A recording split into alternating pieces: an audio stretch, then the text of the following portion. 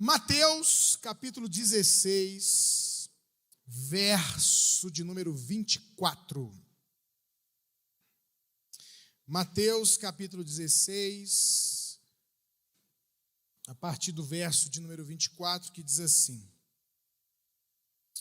Então disse Jesus a seus discípulos: Se alguém quer vir após mim, a si mesmo se negue, tome a sua cruz e siga-me.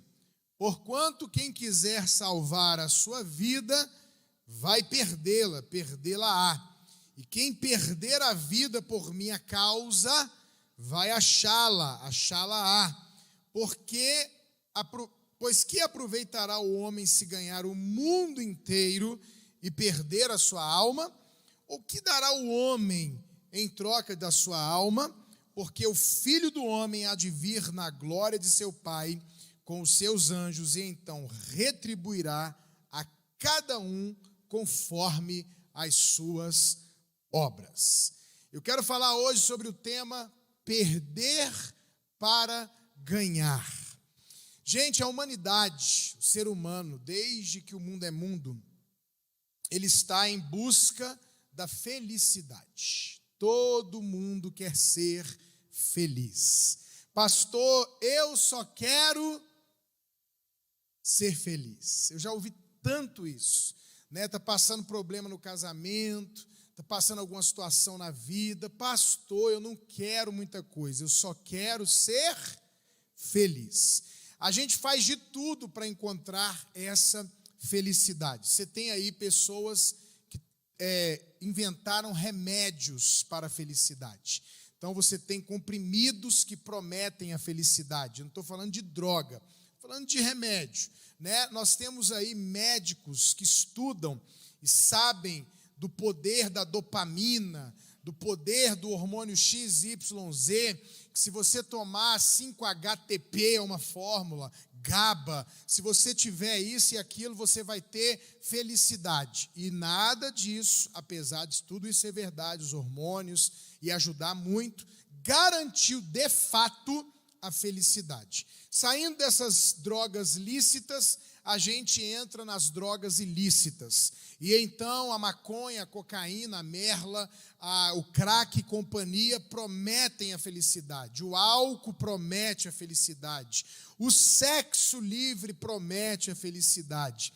Pessoas estão casando em busca da felicidade. Eu quero casar. Quando eu casar, aí eu vou ser feliz. Meu Deus do céu.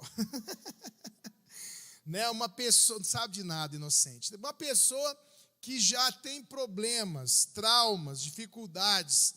Quando você casa, no mínimo você vai dobrar os seus problemas, né? Por quê, pastor? Porque agora são os meus problemas e os problemas dela. São os meus traumas e os traumas dela. São os meus pecados e os pecados dela. São as minhas dificuldades, as minhas limitações e as limitações, etc., dela, irmão. A gente tem que casar com outros propósitos, porque casar para ser feliz, e normalmente quem está buscando a felicidade no casamento, não é feliz solteiro. E quem não é feliz solteiro, provavelmente será infeliz casado.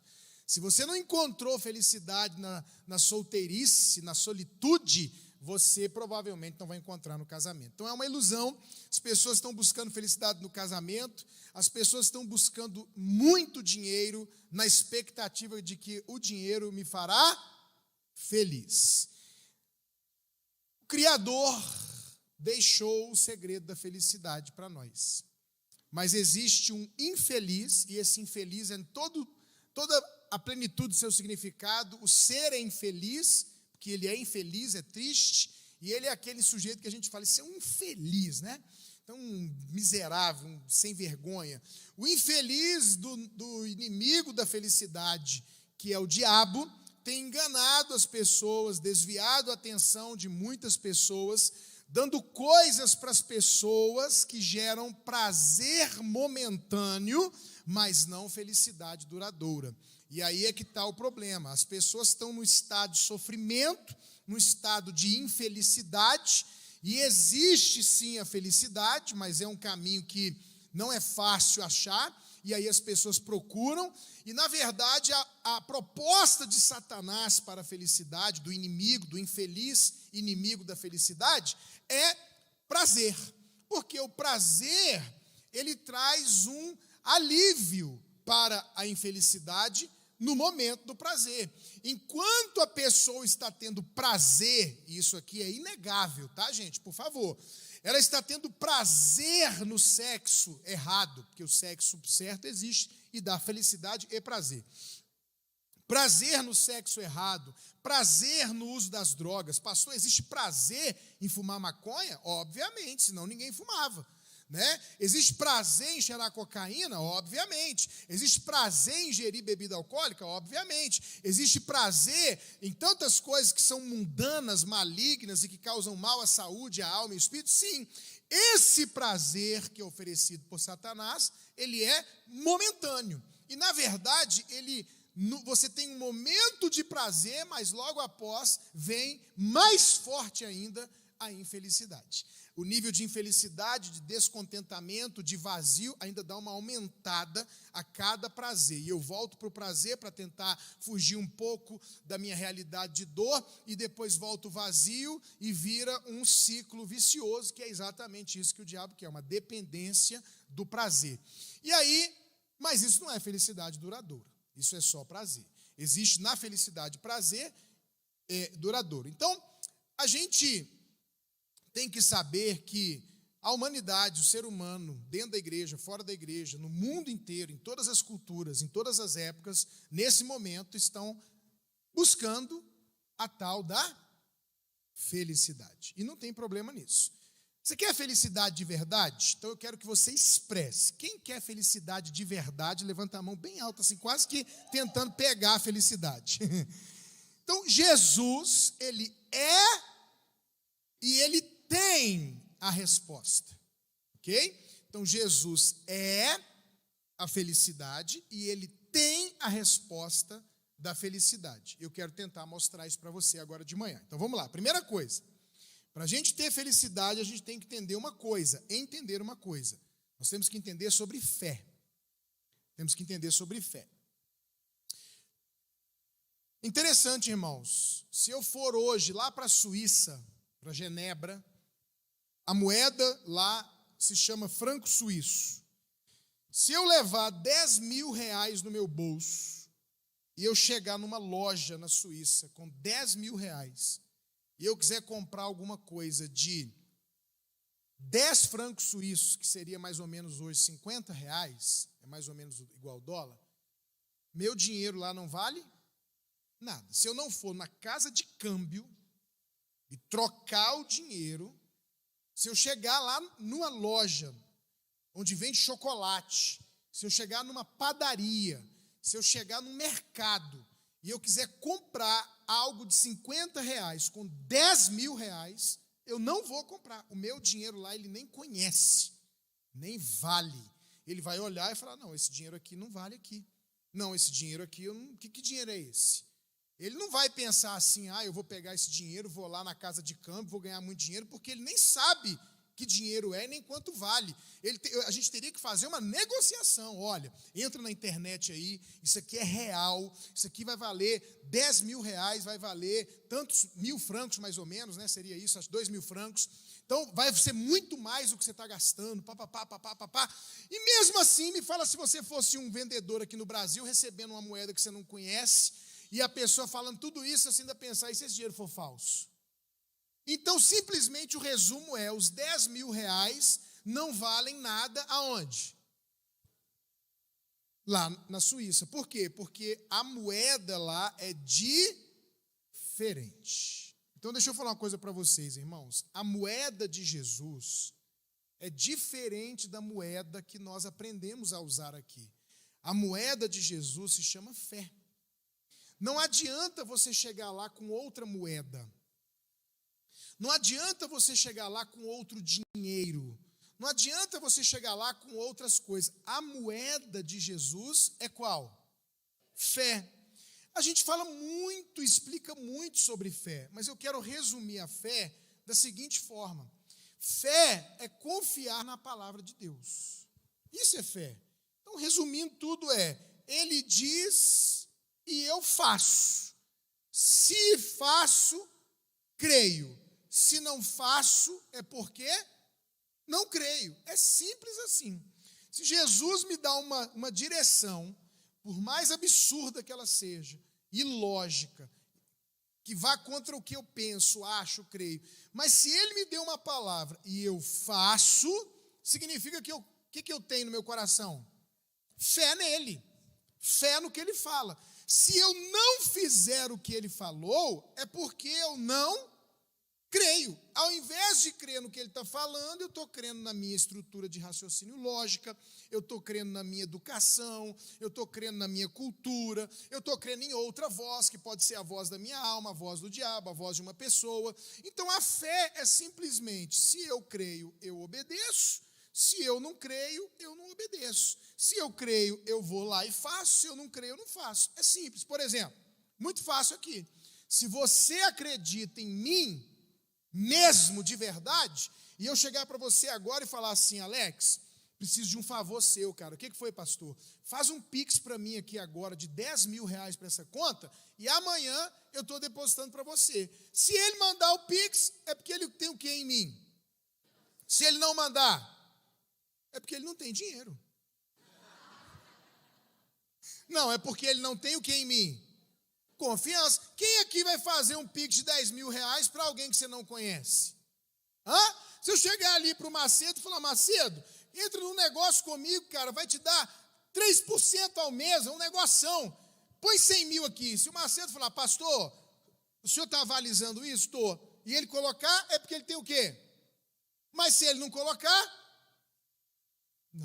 não tem confiança suficiente para botar R$100.000 na sua mão, pastor, mesmo que o senhor me prometa 3% de retorno.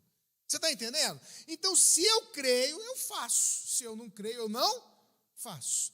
Então, muitos conceitos, vocês estão aqui comigo? Muitos conceitos da Bíblia, ou seja, conceitos de Deus, são loucura para os padrões deste mundo e até para nós que somos crentes. Eu vou repetir.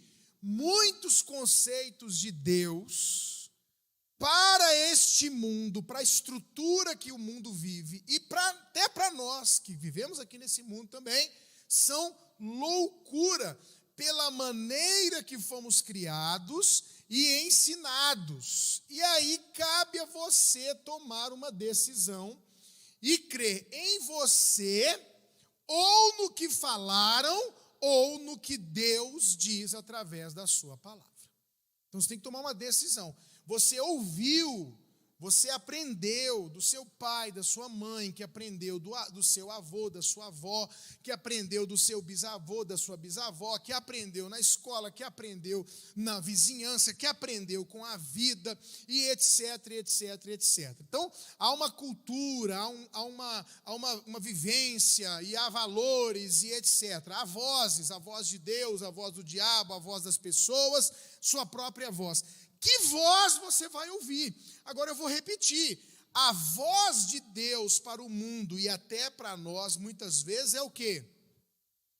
Loucura. Então, põe aí para nós, 1 de Coríntios, capítulo 1, verso 18. 1 de Coríntios 1, 18. Olha só. Pois a mensagem da cruz está na NVI aí. Isso. Certamente a palavra da cruz é loucura para os que se perdem, mas para nós que somos salvos, poder de Deus. Pois está escrito, destruirei a sabedoria dos sábios e aniquilarei a inteligência dos instruídos. Onde está o sábio, onde está o escriba, onde o inquiridor deste século, porventura não tornou Deus louca a sabedoria do mundo? Visto como na sabedoria de Deus o mundo não conheceu por sua própria sabedoria. Não tem como conhecer a Deus pela sua própria sabedoria. Aprove a Deus salvar os que creem. Olha aqui, ó. Aprove a Deus salvar os que creem pela loucura da pregação. Irmãos, eu estou tendo uma experiência com Deus que quando eu estou pregando, quando eu sinto que eu estou falando exatamente o que Deus quer que eu fale, eu começo a sentir a presença de Deus. Tem hora que eu sinto forte assim. Isso aqui, ó, Deus está falando com a gente hoje aqui, ó. Aprove a Deus salvar os que creem, e diz que a pregação do evangelho é o quê? Loucura. Não está escondido, Deus não está escondendo.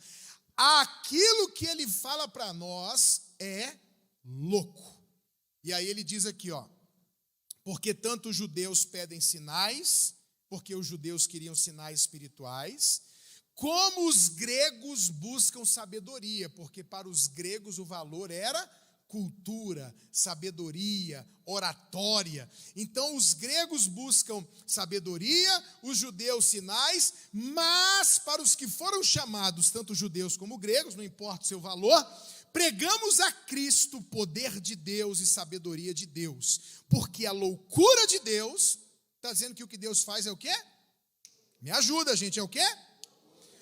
Mas a loucura de Deus é mais sábia do que os homens, e a fraqueza de Deus é mais forte do que os homens. Então, a fé é simplesmente você saber, pastor, como é que eu sei se eu tenho a tal da fé do tamanho da semente do grão de mostarda? Como é que eu sei se eu tenho fé ou não? Pastor, às vezes eu acho que eu creio, às vezes eu acho que eu não creio. Querido, não é o que está na sua cabeça, não é o que está no seu sentimento. A fé, resumidamente, é atitude. Se Deus disser anda e você andar, é porque você acreditou nele. Se ele disser anda e você não andar, não interessa o que você pensa e sente. Se você não andou, você não acreditou nele. Se ele diz para você, vamos pensar em algumas loucuras do evangelho? Por exemplo, loucuras do evangelho. A Bíblia manda você amar inimigo. É ou não é doido isso? É. A Bíblia manda, se alguém dá um tapa na sua cara, você fala para bater do outro lado. Se alguém dá um tapa aqui, bate aqui também. A Bíblia diz que se alguém quiser te roubar, te prejudicar e te pedir um casaco, é para você dar uma camisa também. Isso é doido demais, irmão. A Bíblia manda você dizimar e ofertar para poder prosperar. Ou seja, você tem que dar, tirar. O que o mundo diz? Se eu quero ter, eu tenho que fazer o quê? Guardar, reter. E aí você vai vendo mil coisas que a Bíblia... Olha, que vem uma loucura que a gente não para pensar. Salvação não depende de você. É a graça de Deus, não é por mérito, não é porque você é bom, não é porque você faz certo. A salvação não é por obras, é por dom de Deus, misericórdia de Deus, bondade de Deus e graça de Deus. Isso é loucura. Não tem nenhuma religião que fala isso. Por quê? Porque isso é contra aquilo que a lógica diz. A lógica diz, você quer ir para o céu? Dê esmola, faça certinho, seja bonzinho, não faça isso, não faça aquilo. E as pessoas ficam tentando viver um padrão de vida muito bom e terem atitudes muito boas. Para quê? Para alcançar a salvação. Mas a salvação nunca será alcançada desse jeito. Isso é loucura. Então tem mil loucuras que a Bíblia fala para a gente fazer. E aí a gente só vai fazer se a gente acredita.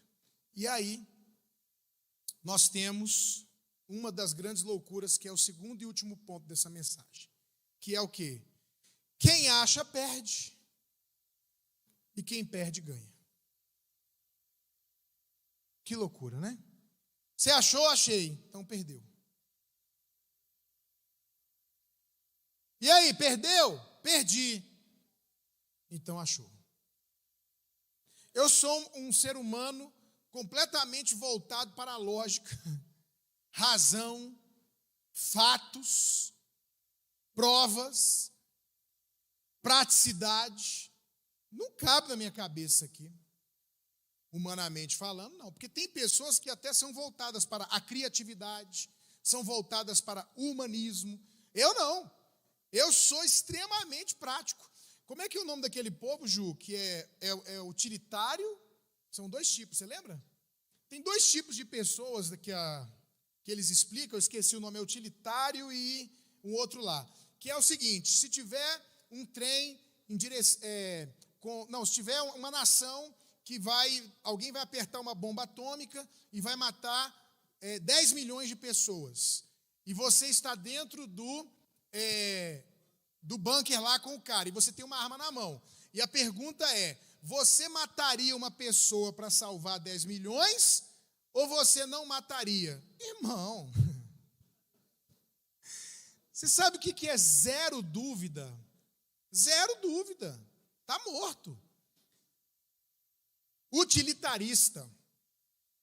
Mas existe um grupo de pessoas, que aí tem outro nome que eu não lembro qual é, que a Ju vai procurar ali, que eles não matariam, porque na cabeça deles não há nada que justifique matar alguém. Quando eu ouço isso, eu fico assim, chocado. Eu falo, então você não mataria aquela pessoa e deixaria morrer 10 milhões? Sim, porque eu não posso tirar a vida de uma pessoa. E na cabeça dela isso é lógico. Na minha cabeça não é. Então existe gente que tem esse tipo de comportamento que é muito mais humano, emocional, criativo, e não tem nada de errado nisso, é o desenvolvimento da pessoa. O meu é completamente lógico. Então, quando você fala para mim, quem acha perde, quem perde ganha, não fecha a conta. Mas no reino de Deus é assim. No reino de Deus é assim. Ele acabou de falar, quem achar a sua vida, perdeu. E quem perder a vida, achou. Deixa eu fazer uma pergunta. De quem é a vida? Hã? Não, irmão. A vida é de quem? É sua. A vida não é de Deus, não. A vida é sua. Deus te deu a vida e te deu liberdade para fazer o que você quiser com a sua vida. Fala assim comigo, a vida é minha. Se você quiser entregar para Jesus, tudo bem. Mas ela é tão sua, que se você entregou ela para Jesus e quiser tomar de volta, você toma. Sim ou não? Se você sair daqui hoje e falar, não volto mais na igreja, não quero mais saber de Deus, cansei de tudo isso, alguém vai chegar lá, um anjo, o que é? Com a espada. O que você falou aí? Pode voltar agora. Vai ser assim? Não, você sair daqui agora, você que vai beber, que vai fazer besteira, você faz ou não faz? A vida é sua. A vida é sua. Utilitarista, universalista. Eu sou utilitarista. Esse outro grupo é universalista. Depois você vê sobre isso. O que a gente aprende? O que a gente aprende? A gente aprende a cuidar da nossa vida. É ou não é? O que você ouve? Se você não fizer por você, ninguém vai fazer. Corre atrás da sua vida. Não fica aí parado achando que a gente aprende que a gente tem que se virar, correr atrás da nossa vida, correr atrás das coisas, porque se a gente não fizer, ninguém vai fazer. A instrução que nós temos é, e mais forte do que nunca nos dias de hoje, é busque a felicidade. Seja feliz. Isso te faz feliz? Se não te faz feliz, não faça, não viva. E aí começaram palavras que são bonitas, irmão, são bonitas, mas tem que tomar cuidado, a gente tem que pensar. Olha, cuidado com relacionamentos tóxicos. Existe relacionamento tóxico? Sim, quando? Quando a pessoa estupra o outro, espanca o outro. Agora, porque alguém diz assim para você, olha, por exemplo, eu faço isso com as minhas filhas, né? Minha mulher não precisa, graças a Deus. Maísa, ou Bianca, essa roupa aí não convém, minha filha. Uai, o que é isso? Isso não é roupa de crente, não. Aí o povo chama isso de relacionamento tóxico. Porque eu estou preocupado com a roupa da minha filha. Porque se ela andar daquele jeito, ela vai ser feliz. Tem uma musiquinha da minha época, quando eu não era crente. Eu só quero é ser feliz. Andar alegremente na cidade onde eu falo assim, onde eu nasci. E poder me orgulhar. A informação é que fazendo o que eu quero, eu serei feliz. Olha aqui para mim. O que botaram na cabeça de vocês, na minha cabeça, na nossa cabeça é, se você fizer o que você quer, o que te dá vontade, você vai ser feliz. Mas, irmãos, já tem milhares de anos, literalmente, não são centenas, tem milhares de anos, que o homem faz isso e não acha a tal da felicidade. Tem milhares de anos que as sociedades liberam as pessoas para fazerem o que querem. Há um recomeço desse progressismo na nação e no mundo de liberdade. Liberdade sexual, liberdade de expressão, liberdade de pensamento, liberdade de usar droga, liberdade de falar o que quer, fazer o que quer. E aí as pessoas fazem isso há milhares de anos e não encontraram a felicidade. Pelo contrário, elas se sentem mais perdidas e mais infelizes e mais vazias. Essa é a realidade. Se você olhar, isso é um fato. Isso é um fato. Você vai ver a biografia das pessoas famosas do mundo. Elvis Presley, quem que você quisesse falar aí? Aquela que morreu lá, droga, rock, bebida, dinheiro, acorda a hora que quer, dorme a hora que quer, come o que quer, faz o que quer, fala o que quer. Olha o resultado. Não é de uma pessoa, é de todas as pessoas que entram por esse caminho. Os que pararam de correr atrás da sua própria felicidade são os verdadeiramente felizes. Então, olha o que eu vou dizer para você hoje. Eu estou te dando um caminho alternativo para a felicidade. Quem são aqueles que se dizem felizes? São os que pararam de correr atrás da sua própria felicidade e passaram a correr atrás da felicidade de Deus. Quem se tornou feliz de verdade nesse mundo? Quem parou de correr atrás da sua própria felicidade e passou a correr atrás da felicidade de Deus. Aí surge a pergunta: qual é a felicidade de Deus? E uma delas, sem dúvida nenhuma, é ver a sua criação e os seus filhos felizes. Deus fica feliz quando vê os seus filhos e a sua criação felizes. A Bíblia diz que o Senhor se alegra, se compraz. Essa palavra se compraz fica satisfeito, realizado em ver a prosperidade dos seus servos. O que Deus diz? Olha aqui, gente, são tesouros de Deus que a gente tem que encontrar. Ele diz assim para nós: eu é que sei que pensamentos tenho a vosso respeito. Deus está dizendo para mim e para você hoje. Ouça a minha voz e veja como voz de Deus para você hoje. Eu tenho certeza que a palavra de Deus para você hoje é essa. Eu é que sei que pensamentos tenho a vosso respeito. Pensamentos de paz e não de mal, não ruim. E olha o que ele diz, para dar a vocês o fim que vocês desejam. Eu, Deus, eu, Pai, eu é que sei que pensamentos eu tenho a vosso respeito. Pensamentos de paz e não de mal, para vos dar o fim que desejais.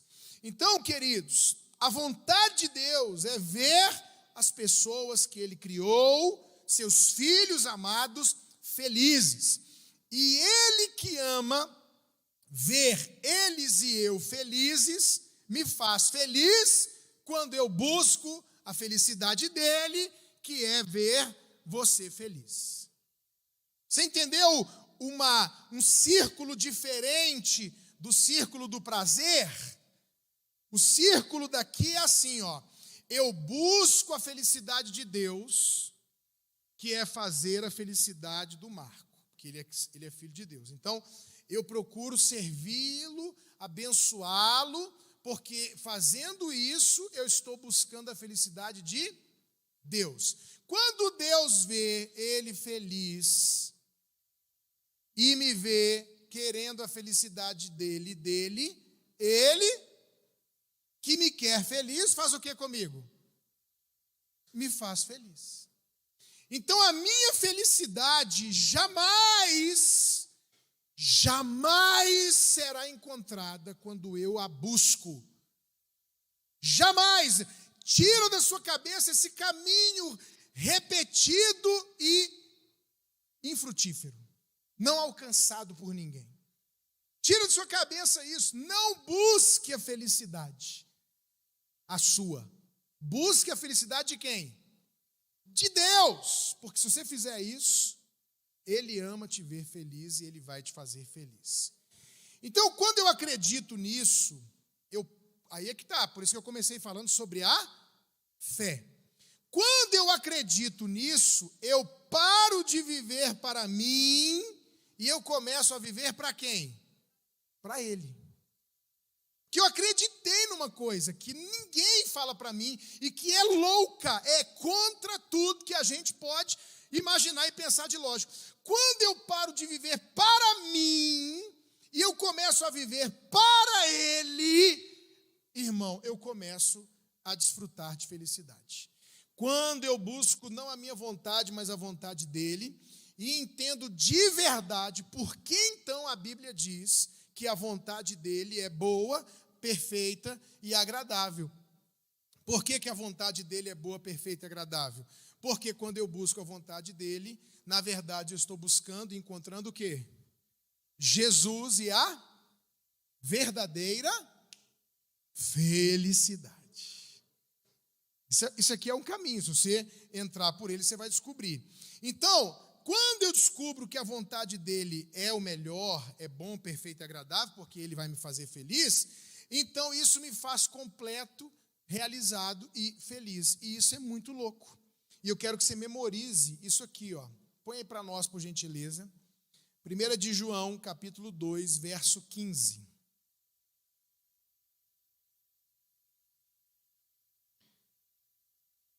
Que diz: não ameis o mundo, nem as coisas que há no mundo. Se alguém amar o mundo, o amor do Pai não está nele. A gente tem que ler isso aqui, irmãos. A gente tem que parar de ouvir pregação de felicidade até dentro da igreja mentirosa. A Bíblia diz: não ame o mundo, nem as coisas que no mundo há. Não ame o mundo, nem as coisas que no mundo há. Eu posso usar as coisas, eu posso viver a vida, mas eu não posso amar essa vida e esse mundo.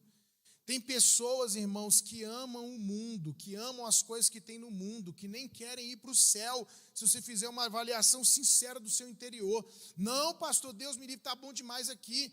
Tem medo de perder isso aqui. Irmãos, eu tenho zero medo da morte. Zero medo. Eu tenho medo de doença, eu tenho medo de dor. Da morte, zero medo. Zero medo da morte. Eu entro no carro para viajar de um lugar para o outro que o povo tem que dirigir para mim, eu durmo. Eu entro no avião, eu durmo. Se cair, explodir, quando eu abrir o olho, eu já estou no céu. Nem vou ver. Não tenho medo se alguém puxar uma arma. Não tenho medo da morte, irmão. Eu entendi. É claro para mim que o viver é Cristo e o morrer para mim é lucro. Se Jesus me fizesse uma proposta hoje: filho, quer subir hoje? Irmão, quero confessar para vocês, egoisticamente deixaria minha mulher, meus meninos e vocês, falava: tchau, galera. Com certeza. Vou jogar dominó com quem já está lá, André. Eu não faria o que Paulo fez, não. Jesus me propôs ficar aqui, eu subi, mas por amor a vocês, eu fiquei. Eu falei: o quê? Não me propõe, não, porque se me propor, eu falo: Jesus, ó, estou indo. E a minha vida não é ruim, não, irmão. Eu não estou aqui, como algumas pessoas vendo uma situação difícil, dizendo: ai, que vida difícil, me leva, me leva, me leva, me leva. Não, eu não quero morrer por causa do Satanás, que o diabo quis me matar, essas coisas, não. Mas se chegar meu momento, se Deus quiser me levar, estou aqui, Senhor. A hora. É ruim, hein?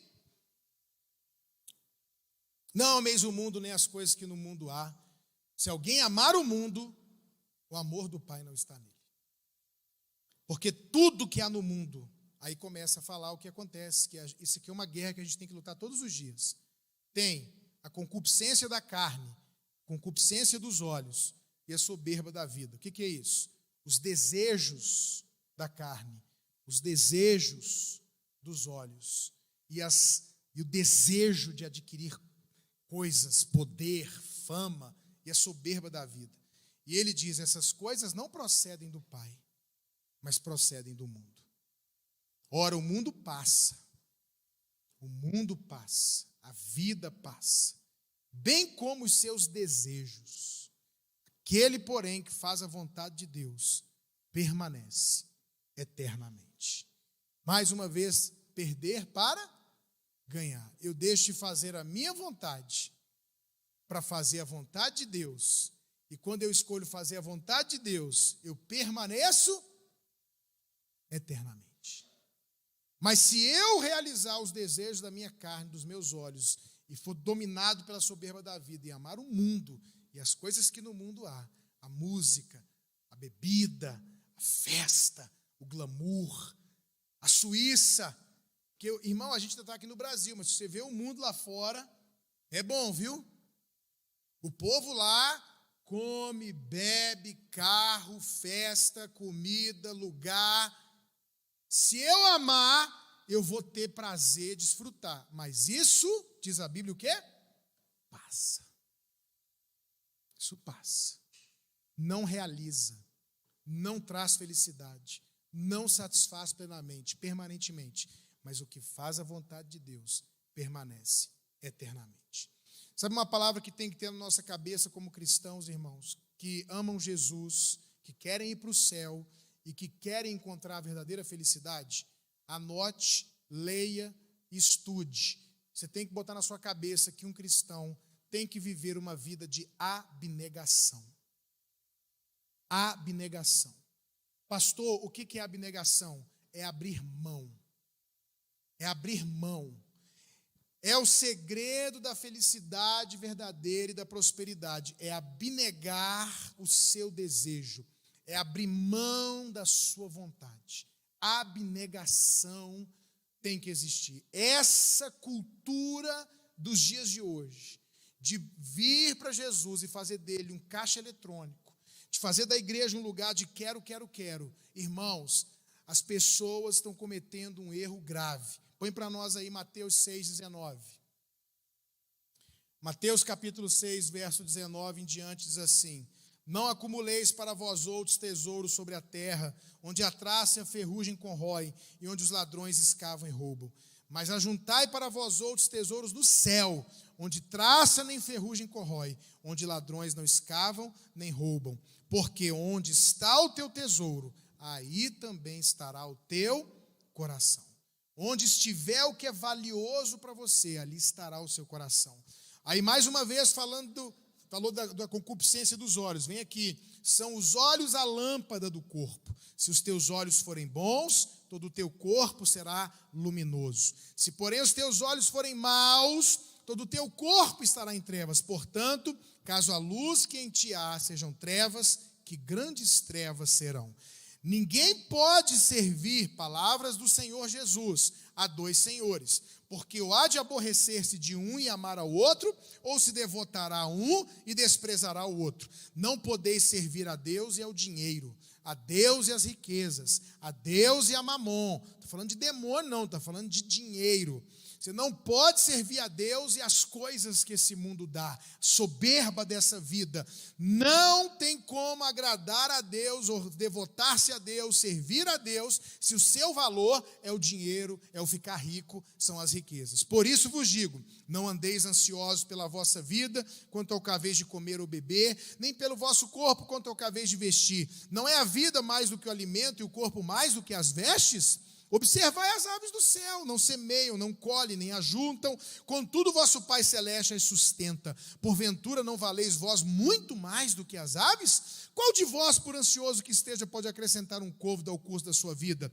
E por que andais ansiosos quanto ao vestuário? Considerai como crescem os lírios do campo, eles não trabalham nem fiam. Eu, contudo, vos afirmo que nem Salomão, em toda a sua glória, se vestiu como qualquer deles. Ora, se Deus veste assim a erva do campo, que hoje existe, amanhã é lançada no forno, quanto mais a vós outros. E aqui ele diz por que a gente fica correndo atrás disso. Porque nós não temos fé. Porque nós não acreditamos que ele vai cuidar de nós. A gente tem que cuidar da nossa própria vida.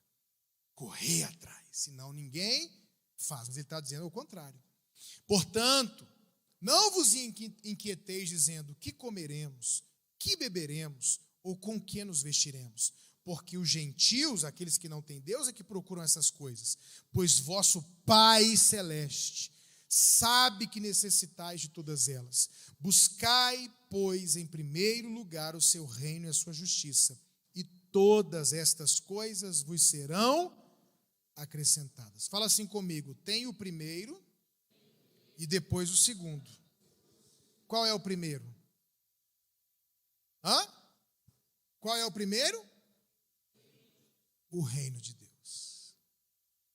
O problema é que tem gente fazendo do primeiro o segundo e do segundo primeiro. Qual é o primeiro? É o reino. O primeiro é o reino, irmãos.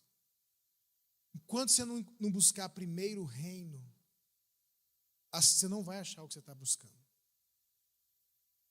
Você não vai encontrar. Ele termina dizendo, busca primeiro o reino, e todas as demais coisas vos serão acrescentadas. O que você quer? O que você quer de Deus hoje? Vamos dar alguns exemplos? Pastor, eu quero muito casar. Pastor, eu quero muito emprego. Pastor, eu quero muito saúde. Estou doente. Pastor, eu quero muito descobrir o que é para eu fazer na minha vida. Pastor, eu quero lá. Olha aqui, o erro das pessoas no meio cristão hoje é o seguinte: elas estão correndo atrás da bênção. Elas estão batendo na porta do casamento. Abre casamento, eu quero casar. Elas estão batendo na porta do dinheiro. Abre, eu quero dinheiro, eu preciso de dinheiro. Elas estão batendo na porta da fama, elas estão batendo na porta da saúde. Elas estão pedindo, elas estão correndo atrás, fazendo campanha, ofertando, jejuando, orando atrás disso. Mas o que Deus está dizendo para você? Busca, não isso. Busca o reino. E aí a Bíblia diz, e aí vai depender se você acredita ou não. E aí essas coisas Deus vai acrescentar para você. O que a Bíblia diz? A Bíblia diz assim: as bênçãos virão e me alcançarão. Então não sou eu que alcanço a bênção. É a bênção que E a bênção me alcança quando? Quando eu faço a vontade de quem? De Deus, irmãos. Você tem que parar de buscar a felicidade onde ela não está. Ela não está no casamento, ela não está em mais dinheiro, ela não está nem na sua saúde. Ela não está em lugar nenhum, ela está em o que Deus quer, o que Deus quer, o que Deus quer. Eu quero ver Deus feliz, eu quero arrancar sorrisos dele, eu quero deixá-lo alegre, o que o Senhor quer, o que o Senhor quer, o que o Senhor quer. Aí enquanto eu vou olhando para cá e buscando as coisas do alto, e pensando em Jesus, e servindo a igreja, e abrindo o GC, e me entregando para fazer missões, e colocando meu dinheiro no reino, meu tempo no reino, minhas coisas no reino, lá. Aí, o casamento vem, está ali a minha mulher. Aí os meninos vêm, estão aí meus filhos. Aí as viagens internacionais vêm, aí o carro vem, a casa vem, a paz vem, a alegria vem, os amigos vêm, o sorriso vem. Você está entendendo? A saúde vem, as pessoas vêm, as bênçãos te alcançam, porque você está colocando sua vida e seu olhar no lugar certo. De onde me virá o socorro? O meu socorro vem do... Para onde que é para eu olhar? Vem do Senhor. Não vem do pastor. Não vem do meu pai. Não vem do vizinho. Não vem do governo. Não vem. Vem do Senhor.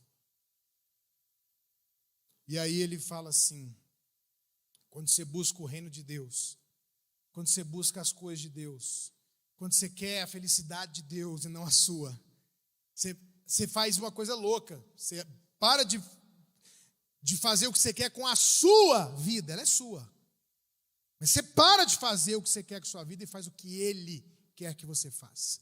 Aí vem o texto que diz: agrada-te, deleita-te no Senhor, e Ele satisfará os desejos do teu coração.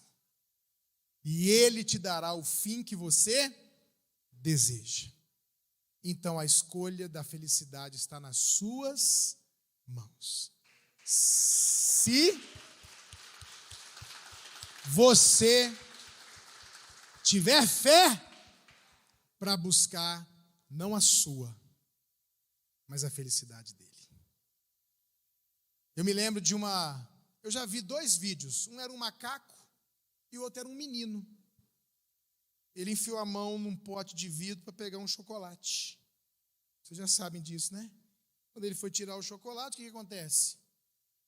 A mão não sai. E ele preso, o pai veio e falou: filho, solta o chocolate. Não vou soltar meu chocolate. Mas você não vai comer o chocolate assim, sua mão está aí dentro preso, aí. Não, mas eu não solto, não. Tira minha mão daqui. Não tem como tirar sua mão daí, você tem que soltar o chocolate. Sabe o que Deus está dizendo para nós, irmãos? Solta o chocolate que eu vou te dar aqui 200 chocolates. Mas você está segurando lá. E sabe o que acontece? Você não consegue comer o chocolate que todo mundo tanto quer, que é a felicidade. Por quê? Porque eu quero, eu vou fazer. Deus está dizendo: solta, é perder para ganhar. Vamos orar? Pode ficar sentado mesmo, feche seus olhos.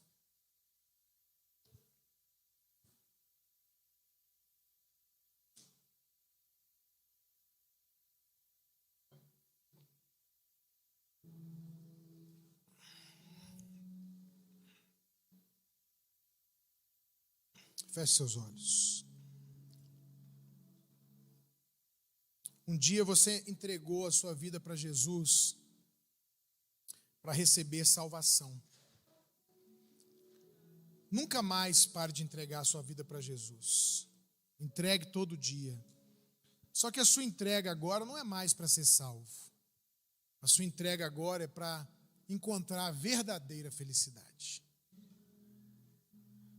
Toda vez que Ele te pede uma renúncia, toda vez que Ele te pede uma entrega, toda vez que Ele te pede para ser abnegado, que Ele te pede para tomar a cruz e segui-lo, isso é abnegação, abrir mão da minha vontade, dos meus sonhos, daquilo que eu quero, perder para ganhar.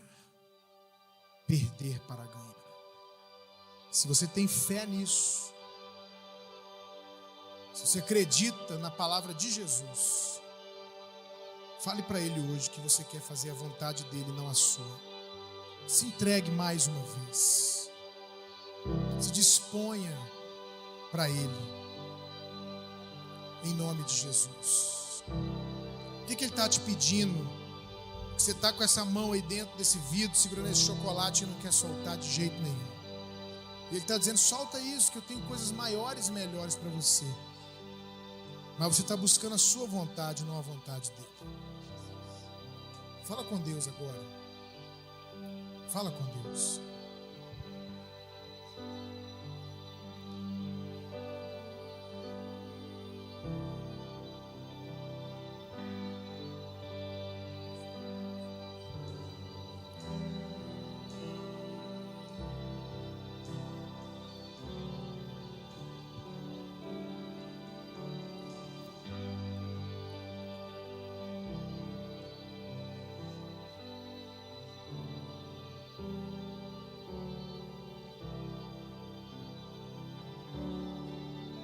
Anos atrás, Deus pediu para mim e para o meu esposo: deixa tudo. A nossa renúncia, que é algo bem particular, porque Deus tem uma proposta para cada um, mas o Senhor disse, por exemplo, não faça curso superior secular. Foi uma das renúncias que nós fizemos. Deus disse há anos atrás: deixa tudo. Quando eu e o pastor Ricardo fomos nos casar, ele procurando um emprego, o Senhor começou a falar: eu te quero para tempo integral. Deus disse para o meu esposo: você não vai trabalhar em nada secular. E ele começou a se envolver só no ministério. Em torno de 2 anos e meio depois, o ministério que nos sustentava, o líder caiu em pecado. E eu e o pastor Ricardo ficamos, aspas, desempregados. E nós fomos para outra cidade. Deus abriu uma porta, a gente era tempo integral. E quando fomos para lá, pastor Ricardo sempre correndo atrás, já tínhamos 2 filhas. Falou: eu vou voltar a trabalhar, eu tenho que sustentar minha família. E eu me lembro que uma noite, o dia anterior dele procurar emprego secular, eu abri o nosso caderninho de palavras proféticas e eu comecei a ler. Falei: amor, olha o que Deus falou. E o Senhor trouxe à nossa memória várias palavras proféticas. Uma delas, nós estávamos numa reunião de oração e Deus usou um profeta dizendo: ai de ti se te envolveres com as coisas dessa terra. Ai de ti se não pregares o evangelho, se não pregares a palavra do arrependimento. Naquele dia de noite, nós começamos a chorar e meu marido falou: amor, eu não posso voltar a trabalhar secularmente, eu sou chamado tempo integral. E nós continuamos ali trabalhando só na igreja. E Deus começou a trazer tudo o que a gente precisava. Tudo. Sempre foi assim. Eu queria o aniversário da minha filha, não tinha dinheiro para comprar uma carne. Deus levantava uma pessoa: eu vou dar o bolo, eu vou dar o balão, eu vou dar a roupinha dela. Tudo Deus sempre nos deu.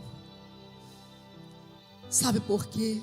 Porque quando a gente perde, a gente ganha. Essa foi a proposta de Deus para nós: renunciar à vida secular. Mas talvez não seja a proposta de Deus para você.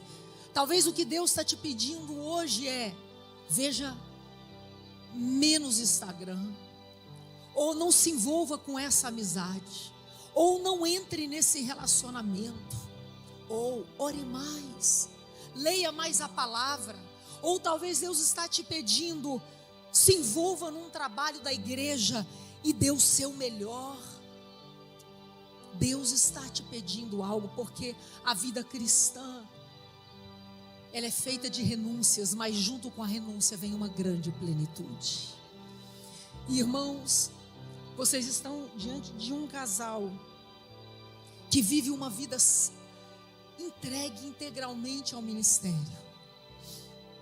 E eu posso dizer para vocês, Jesus um dia perguntou para os seus discípulos que largaram tudo para segui-lo. Jesus disse: porventura lhes faltou alguma coisa? E os discípulos responderam: nada. Nada, disseram eles. Nada, disseram eles. Porque aquele que toma a sua cruz e o segue, vive uma vida plena. E é isso que Deus tem para você. Eu gostaria que você ficasse de pé no seu lugar. E que hoje, você que diz: Deus, eu quero entregar no seu altar isso que eu sei que tem tomado o seu lugar na minha vida, porque Deus não quer ser o segundo, Deus não quer ser o terceiro, Deus quer estar em primeiro lugar. Se hoje você quer entregar algo que o Espírito Santo está falando ao seu coração, vem aqui no altar de Deus e entregue para Ele. Vem aqui no altar, o Espírito Santo está falando com você. Seja essa amizade, seja entregar mais do seu tempo, seja entregar mais, não sei. Eu creio no poder do altar. Deus está aqui, entregue para Ele nessa hora.